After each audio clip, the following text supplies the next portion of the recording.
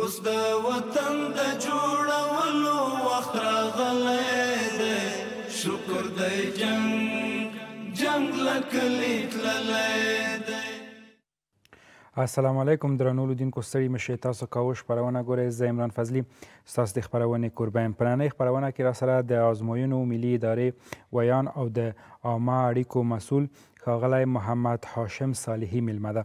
له ده سره په دغه برنامه کې به له صالحي صاحب سره په دولتي ادارو کې یا په امارتي ادارو کې دوی څومره ازموینې اخیستلي دي، شفافیت څومره مراعات شوی دی، او په ټوله کې مهمه موضوع چې د کانکور ازموینه ده، اوس مهال کانکور ازموینه څومره شفافه شوې ده، په دغه برخه کې د زورواکو لاس څومره لنډ شوی دی، او د پوښتنو کوم بانک چې د هغه څومره غني شوی دی، څومره شفافیت رامنځته شوی. په دغه ټولو مسایلو به وغږیږو. تر پایه له موږ سره پاتې شئ. صالح صاحب کورمادان چې موږ سره په خپرونه کې ونډه واخیستله، مننه. که په سر کې راشم، راته ووایئ چې روان کال کې ستاسو د ادارې هغه مهمې لاسته راوړنې کومې وي؟ نحمده ونصلي على رسوله الكريم، اما بعد فاعوذ بالله من الشیطان الرجیم، بسم الله الرحمن الرحیم. پس دې څخه مخکې له دې زه تاسې د پوښتنې جواب ته راسم. ښه خبره دا ده چې د ازموینو ملي ادارې په فعالیتونو او پېژندنه باندې لنډه رڼا واچوو. مهرباني. ازموینو ملي اداره د اسلامي امارت په چوکاټ کې خپلواکه، مستقله او بېطرفه اداره ده. نوموړې اداره د مختلفو امارتي وزارتونو، اداراتو ډله ییزې او کوچنۍ ازموینې په شفاف او منظمه توګه باندې اخلي، او د نوموړو ازموینو په پایله کې وړ او مستعد ځوانان مختلفو وزارتونو، اداراتو ته ورمعرفي کوي. ازموینو ملي اداره چې ده، هغه په خپل تشکیلاتي ساختار کې 5 مستقل ریاستونه لري، همدارنګه 5 مستقل امریتونه لري، او د ریاستونو تر چتر لاندې بیا نور امریتونه او مدیریتونه هم لري.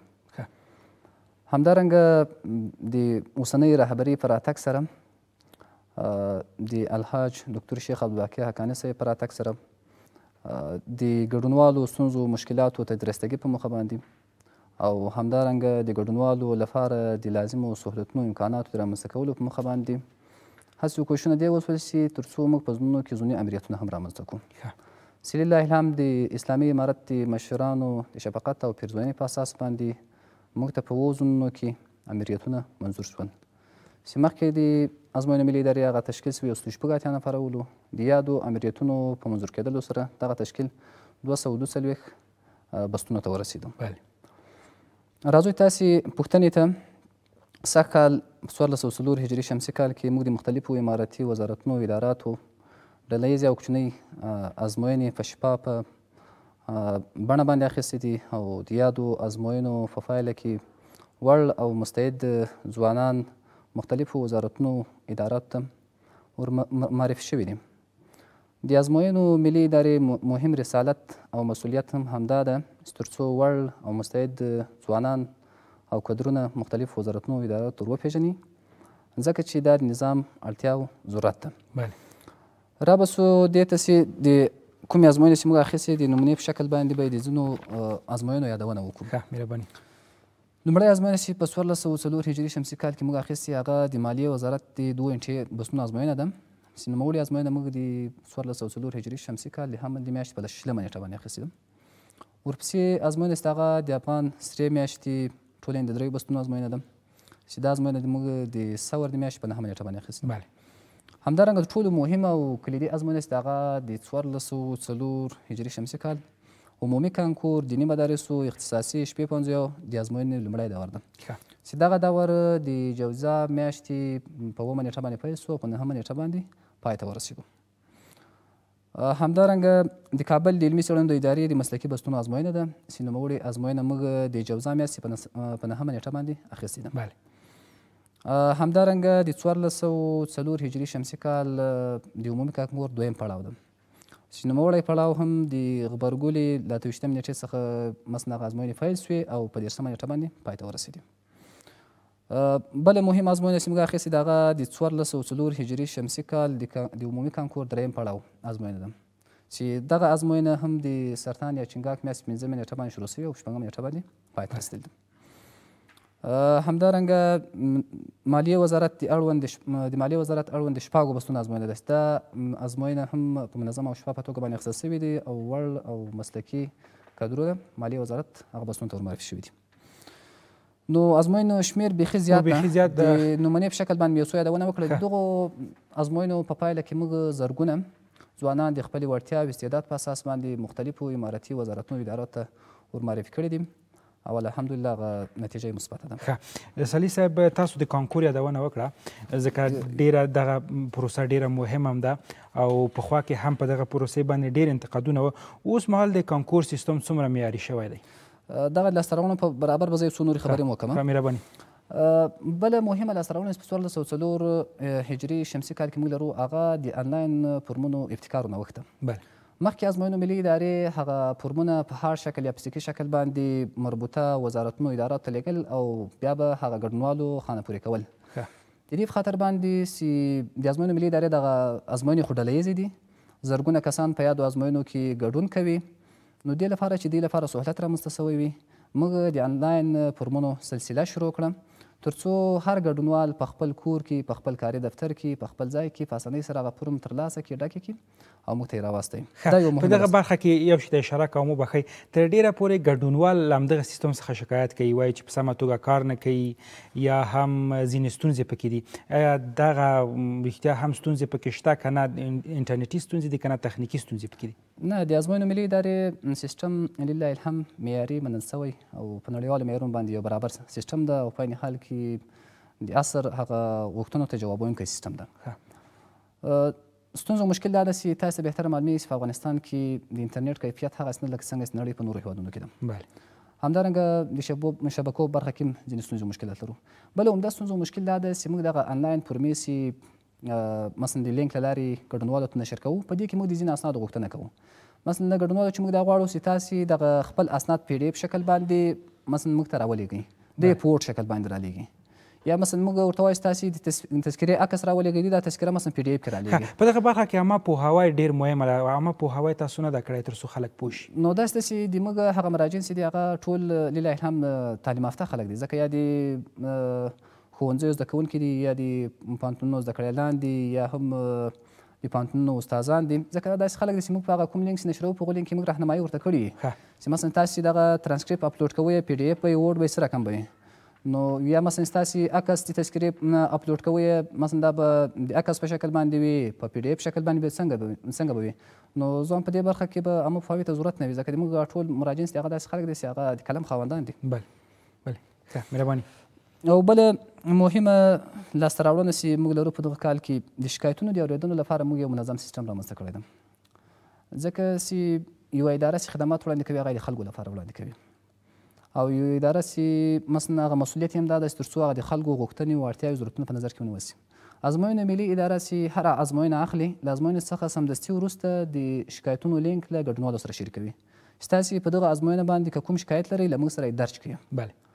بیا چې هغه شکایت ګډونوال درج کړي، دا نو دا معنا لري چې بیا موږ رسیدګي نه ورته کوو، موږ بیا ځانګړې کمیټه ورته ټاکلې ده او په عین حال کې شکایتونو موږ مدیریت لرو، همدغو شکایتونو ته رسیدګي کوي، بررسي کوي او بیرته د همدغو شکایتونو پایلې موږ له ګډونوالو سره شریکوو. همدارنګه کله چې موږ پایلې اعلان کوو، یو خو د ازموینو پر مهال باندې موږ د شکایتونو لینک شریکوو، بل چې کله موږ د یوې ازموینې پایلې یا نتایج اعلان کوو نو بیا موږ یو د شکایتونو لینک خپروو چې که تاسې مثلا په دغه پایلو باندې کوم دغه لرئ، شکایت لرئ، مثلا یو څوک دا ادعا ولري چې ماته نمرې کمې راکړل شوي دي یا مثلا زه ولې بې نتیجې شوی یم، هغه شکایتونه بیا موږ ته ثبت کېږي، موږ هغه ځانګړې کمیټې ته راجع کوو، ځانګړې کمیټه هغه بررسي کوي او پایلې له ګډونوالو سره شریکوو. نو دغه ځینې لاسته راوړنې مې چې تاسو سره په مختصر ډول باندې شریک کړي. کور ودان ما مخکې پوښتنه وکړه، د کانکور ازموینه ډېره مهمه ده ځکه پخوا هم زښته زیاتې ستونزې پکې او اوس هم ګډونوال زښته زیات دي پکې، متقاضیان زښته زیات دي. دغه سیستم اوس مهال څومره معیاري کړی دی، څومره اوس خلک ډاډه دي، څومره په ډاډه زړه باندې په دغه ازموینه کې امتحان ورکولی شي؟ الحمدلله د ازموینو ملي ادارې سیستم چې ده هغه یو معیاري منل شوی او د عصر د غوښتنو جواب ویونکی سیستم ده، ځکه ازموینو ملي اداره هغه ماشینونه لري، پرمختللي ماشینونه او سیسټمونه لري چې هغه ممکن نور ادارات ونه لري. موږ چې کله د نوملیکنې فورمې ثبتوو، د هغه فورمې په اساس باندې مثلا ګډونوالو ته ځانګړي آی ډي نمبر ورکول کېږي. د دغه آی ډي نمبر د کارټونو د چاپ، د پاڼو د چاپ، همدارنګه د سوالونو د پاڼو د چاپ، د کوډ رشتو د چاپ، دې لپاره ډېر پرمختللي سیسټمونه لرو چې دغو سیسټمونو په اساس باندې دغه او نور شیان مثلا په خپله په اداره کې چاپېږي. دا یو مسله. دوهم مسله دا ده چې کله کوم ګډونوال په ازموینه کې ګډون وکړي نو دغه پایلې چې دي دا د یو پرمختللي سیسټم چې هغه OMR په نام باندې ده، یا د تورو نښو د پېژندلو ماشین. د دغه ماشین په وساطت باندې دغه پایلې مثلا چمتو کیږي او اعلان ته سپارل کیږي. نو د ازموینو ملي ادارې سیسټم چې دغه شفاف ده، منظم ده او د انسان د لاسوهنې څخه خالي سیسټم ده او انشاءالله چې باور هم د موږ هغه ملت هم هغه د ملت چې کوم باور ده یا د نظام چې کوم باور ده هغه په دغه سیسټم باندې موجود ده او خلک انشاءالله رضایت چین لري. د پښتنو بانک اوس مهال څومره غني ده او اوس مهال یاد بانک کې څومره پوښتنې دي، کوم برخو کې پوښتنې دي او تر ډیره پورې د کوم برخې پوښتنې نمرې ډیرې لري؟ ډیره ښه پوښتنه ده. د پښتنو بانک چې دا د ازموینو ملي ادارې یوه مهمه برخه ده او د یادې برخې هغه ارزښت او اهمیت هم له دې څخه معلومیږي چې د یادې برخې لپاره موږ یو ځانګړی ریاست لرو، د پښتنو د بانک د چارو ریاست ده. دغه پوښتنو ته ډېره توجه شوې ده، خصوصا کله چې دغه نوې رهبري راغله. شیخ صاحب عبدالباقي حقاني چې مخکې د لوړو زده کړو وزیر و، هغه هلته هم دا درکړې وه ځکه ځینو ځوانانو به دلته مراجعه کوله د وزارت پر مهال باندې چې مثلا موږ بیا نتیجې سوي یو، موږ امادګي نیولې ده، موږ وړتیا استعداد لرو خو بیا به نتیجې یو. نو د شیخ صاحب سره له هغه وخته دا انګیزه او فکر موجود و چې دغه ستونزو مشکل چیرته ده. کله چې دی د ازموینو ملي ادارې عمومي رئیس وټاکل سو او دلته راغی نو د ده توجه د پښتنو بانک ته ځانګړې وله او مثبت تغیراتو بدلون یې رامنځته کړو. اول دا و چې مخکې په پښتنو کې دغه د ژباړې تصور موجود و. مثلا په پښتو به پوښتنه جوړه سوه دري ته به ژباړل کېدم، یا په دري باندې پوښتنه جوړه سوه پښتو ته به ژباړل کېدم. همدغه د ژباړې تصور دې باعث سوی و چې په پښتنو کې یو ډول مغلقوالی او پیچلتوب رامنځته شي او زموږ د هغه ځوانان به مثلا مایوسه و، ناهیلي به وو او له دغې پروسې څخه خوښ نه ولو. کله چې شیخ صاحب راغی، شیخ صاحب دې برخې توجه وکړه او دا یې ویل چې د پښتو برخې پوښتنې به د پښتو متخصص استادان جوړوي، د دري برخې پوښتنې به د دري متخصص استادان جوړوي او په عین حال کمیټې رامنځته کړلې تر څو مثلا بیا دغو پوښتنو یو ډول مثلا ارزونه وکړي، نظارت یې وکړي چې دا پوښتنه معیاري ده که نه ده معیاري. دا یو مسله.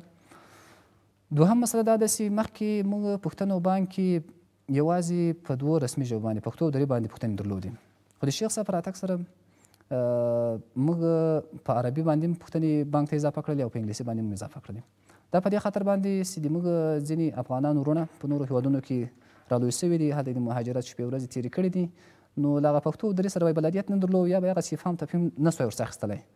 نو د دغه ضرورت ته په کتو باندې موږ د پښتنو بانک ته په دوه نړیوالو ژبو باندې چې هغه عربي ده او انګلیسي ده پوښتنې اضافه کړلې. همدارنګه هغه کوم مخکینۍ پوښتنې چې مثلا مغلقوالی درلود یا پیچلتوب درلود هغه هم اصلاح کړلې او وخت په وخت باندې موږ نوې پوښتنې دغه بانک ته اضافه کوو چې اوس شاوخوا په مختلفو ژبو باندې تقریبا 10 لکه پوښتنې زموږ په پښتنو بانک کې شتون لري. ښه سالي صاحب، په تېر حکومت کې یوه لویه ستونزه هغه دا وه چې د کانکور په ازموینه کې زورواکي وه یا هم سوالونه به مخکې د مخکې نه راوتله، شفافیت موجود نه و یا هم نورې ستونزې وې لکه همدغه تاسو چې اشاره وکړه د سوالونو د پیچلتیا ستونزه. دغه ستونزې اوس مهال څومره حل شوي دي؟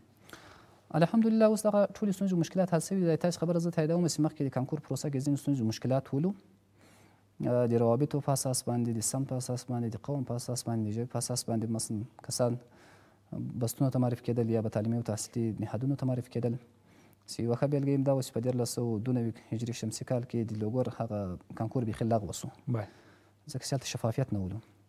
خو لله الحمد اوس موږ دغه پروسه کاملا شفافه ده او ټولو ګډونوالو ته ډاډ او اطمینان ورکوو او موږ په دغه برخه کې ځانګړي اقدامات هم ترسره کړي دي چې نمونې په شکل به زه د ځینو یادونه وکړم.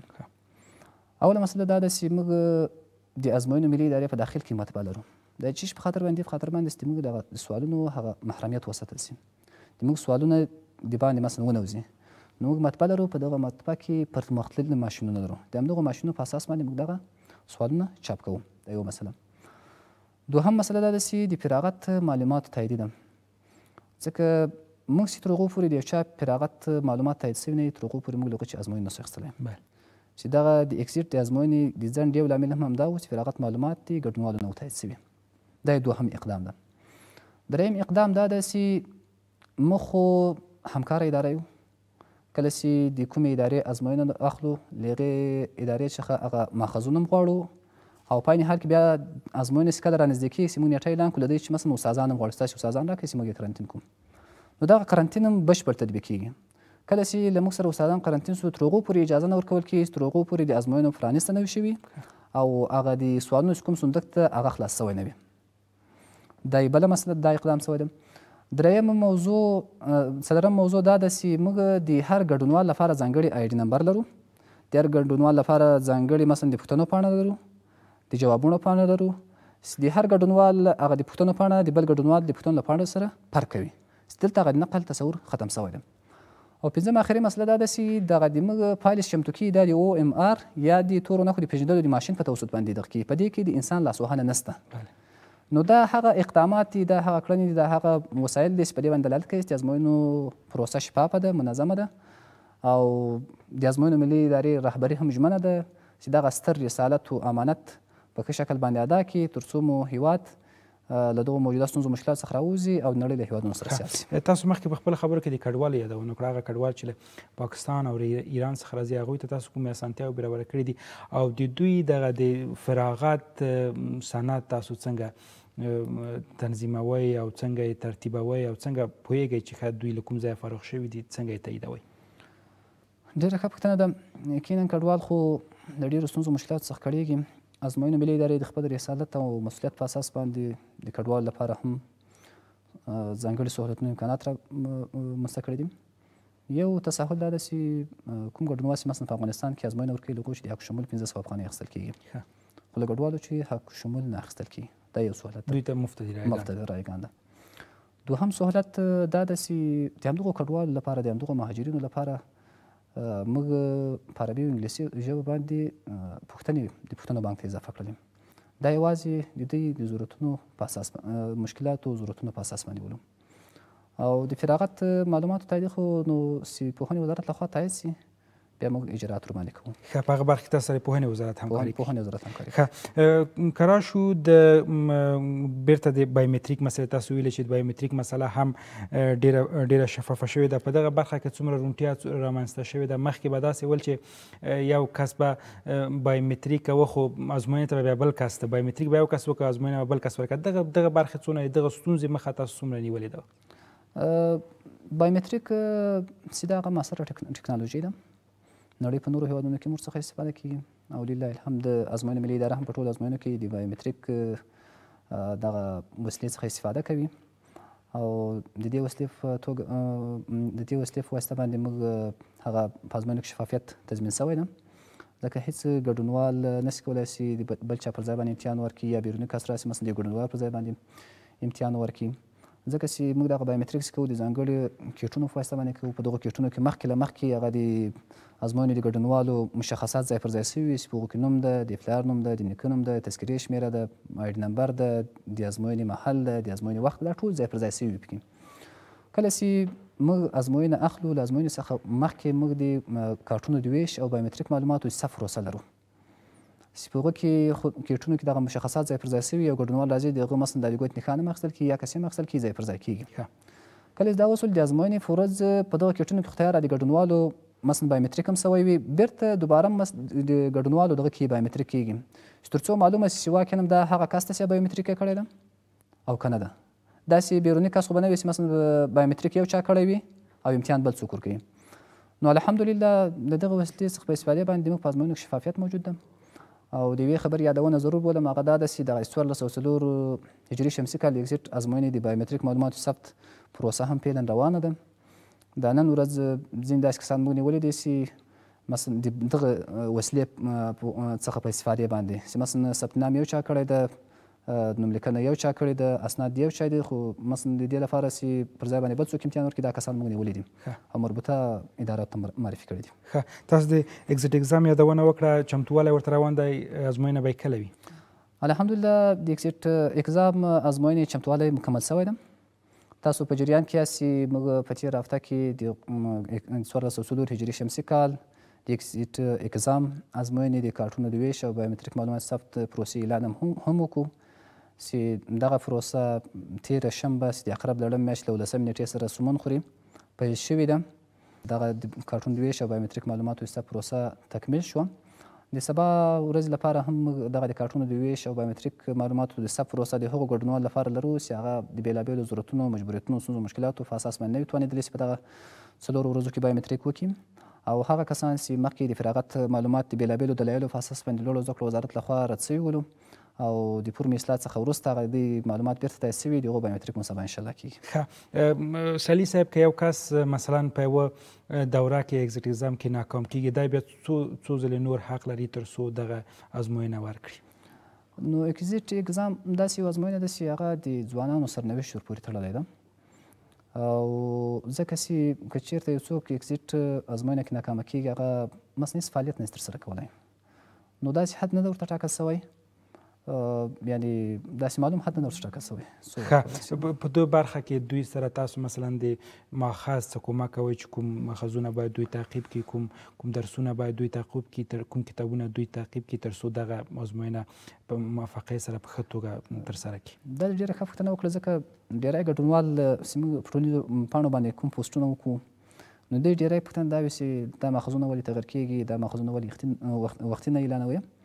اصلا خبره دا ده چې ازموینه ملي اداره له نورو اداراتو سره همکاره اداره ده چې ازموینې اخلي. بله، د ماخذونو، ریفرنسونو، منابعو خبره چې دا په مربوطه ادارې پورې اړه لري. نو د هغو تغییر، د هغو اعلان که چېرته موږ ته وخت راولي کې موږ کولی شو نوملیکنې سره یو ځای مثلا ماخذونو او ریفرنسونو ورته اعلان کړو. که چېرې تغییر پکې راوړي نو مربوطه ادارې مثلا هغه د رسمي غوښتنې په اساس باندې په ریفرنسونو یا هغه منابعو ماخذونو کې تغییر راوړلی شي. ښه، دغه غوښتنه تاسو له مربوطه ادارو نه ده کړې تر څو دوی پر وخت تاسو سره ماخذونه شریک او تاسو پر وخت خلکو ته په واک کې ورکړي؟ نو داسې ده چې موږ له موجوده اداراتو سره هماهنګي کړې دي، ناستې مجلسونه مو ورسره کړي دي او له ګډونوالو سره دغه ماخذونه او ریفرنسونه په وخت باندې شریک شوي دي. ښه، بله مهم موضوع د ازموینې ملي ادارې د اسلامي علومو او علماو لپاره چې دغه ډېره مهمه موضوع ده، څومره ازموینې تاسو ترتیب کړي دي تر دې دمه مو څومره ازموینې ترې اخیستلي دي؟ د ازموینې ملي ادارې لپاره یو مهم امتحان هم همدا و چې موږ دغه د پوهنې وزارت د ثانوي او مافوق ثانوي طلبه کرامو ازموینې ولې چې دغه ازموینې موږ اخلو. لکه څرنګه چې تاسو ته معلومیږي چې ازموینې ملي ادارې هغه سیسټم چې ده هغه چار جوابه ده او دوی ته هم همدغه ډول باندې مثلا هغه پوښتنې په همدغه نوعیتو جوړښت باندې ورته جوړېږي او د دې چې امتحان اخیستل کېږي. د یوې خبرې یادول ضرور بولم چې دغه پوښتنې هم د متخصصو او جیدو علما کرامو استادانو لخوا هغه موجوده نصاب کې جوړېږي. کور ودان چې موږ سره هم بحث کې ونډه واخیسته د ازموینې ملي ادارې ویان او د عامه اړیکو رئیس ښاغلی محمد هاشم صالحي، مننه. تاسو څخه هم ډېره مننه چې موږ ته وخت راکړو تر څو له ګډونوالو سره مثلا د ازموینو ملي ادارې د کړنو، فعالیتونو، اهداف په اړه باندې معلومات شریک کړو. کور ودان خیر. درنو لیدونکو، له تاسو څخه هم یوه نړۍ مننه. د یادونې ده چې دا خپرونه د ملي او ملي نیوز په خورا رسنیو هم کتلی شئ. تر بیا هم په پاک پروردګار سپارم. ښه وخت. اوس د وطن د جوړولو وخت راغلی دی، شکر دی جنګ لکه لیک تللی دی.